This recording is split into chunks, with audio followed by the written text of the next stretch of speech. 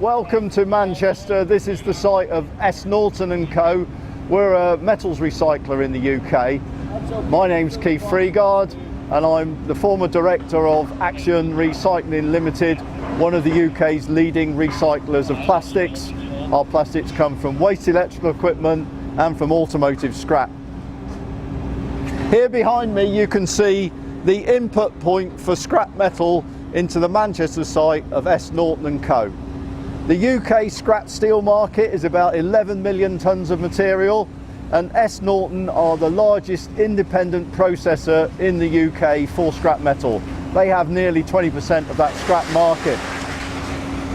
Scrap metal is not just cars. We receive scrap like old washing machines, vacuum cleaners, construction waste, anything down to perhaps a frame from a bicycle. Anything that's got ferrous metal and non-ferrous metal content is useful feedstock. Of course, with that material comes an awful lot of non-metallics, and plastics is one of the major components in the scrapping feed. To tell you a little bit more about Axion Recycling Limited, I started the company with my partner Roger Moulton in 2002, and we had just one early idea that we could take mixed plastics from waste electrical equipment and turn that into new polymers with added value and grow a business on that basis. Cut a really long story really short, we've now got one of the leading recyclers of plastics in the UK.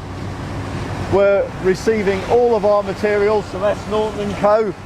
Here's one of their lorries just passing by. And we separate that non-metallic fraction from the scrap process to bring out useful plastic materials that we can turn back into new polymers at our factory on the other side of Manchester, which we'll look at later on. As you probably understand, all products which are rich in metal often have a lot of plastics. Motor vehicles can be up to 20% polymers, and waste electrical equipment, some of that is 30 or 40% plastics content. So once all the metal has been removed, there's an awful lot of mixed materials, foams, textiles, rubbers, glass, wood, elastomers, and they need to be separated to get out the plastic rich fraction, which we can then turn into new polymer. So the business model is really about control of the waste, separation of valuable materials, and concentrating up those fractions like the plastics which add value. And here on our left we've got a pile of our shredded waste electrical equipment plastic.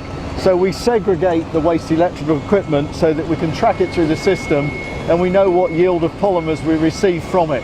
So if we have a look at what we've got, for example, here and here, I think we've got, this looks like a piece of a well-known brand of vacuum cleaner, and I think this is the fan section off of a lawnmower. These are probably ABS. As you can see, that's really good quality for us to put into our process and turn back into new plastics.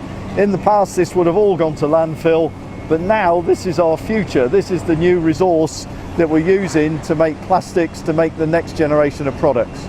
We're now in the part of the process where we take large pieces of separated plastics, we size reduce them down in this shredder machine and get them down to about 10 millimeters. Later on we reduce them to 5 millimeters. That makes really good feedstock to send to our factory in Salford. And then after we've done the primary size reduction, we do further separation.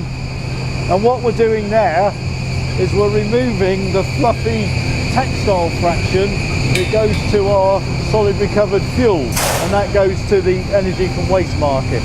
And now we're at the part of the process where you can really start to see some added value.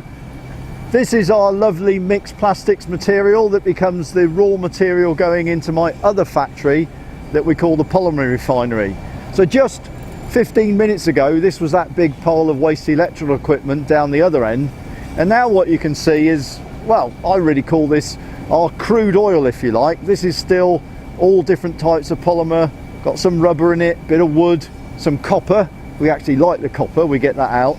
And in there will be the ABS, the polystyrene and the polypropylene that we extract in our polymer refinery.